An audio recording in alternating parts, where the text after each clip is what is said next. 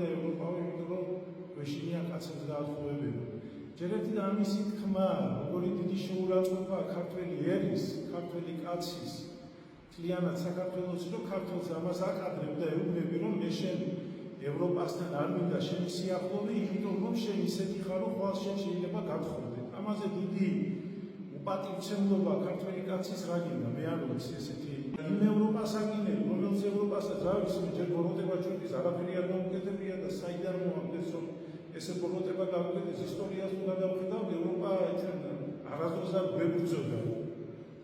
შემოვიდნენ რუსები და მოახდინეს ჩვენი ქვეყნის ოკუპაცია, საწაიღო საფრანგეთში წაიღო და იქ გადამალა, ევროპაში გადამალა ის მაშინ, როდესაც რუსები დგებოდნენ და სახარებებს აძრობდნენ ხდებს, რომელიც ძვირფასიბრებით იყო მოჭედილი და მიქონდა სახარება კი არ აინტერესებდა, ხდებს ხსნიდნენ, ქართულ ფრესკებს ვიზიანებდნენ, რამდენი ძვირფასი ხატი, რამდენი ძვირფასი ჯვრები აქვს გატანილი საქართველოდან და ამ რუსეთზე სიტყვას ვერ ამბობ, ადამიანი რომ ესეთი რუსეთია, რომელიც ესე ებრძოდა შენ წინააღმდეგზე, ესე გებრძვის დღეს და იმ ევროპას აკინებ, რომელიც ევროპასაც რა ვიცი, ავადმყოფია, რომელიც წავიდა ევროპაში და მკურნალობენ, მე ვიცით რა და რამდენიმეს ვიცნობ, ადამიანი, რომელსაც ძიმესენი ჭირს, წავიდა საფრანგეთში მკურნალობს და განკურნებს, კარგად არის, აჭმევენ, ასმევენ, უფასოდ მკურნალობენ, გამოაჯამრთებენ და შვილებს უბრუნდება ხვალ ცოცხალი დედა.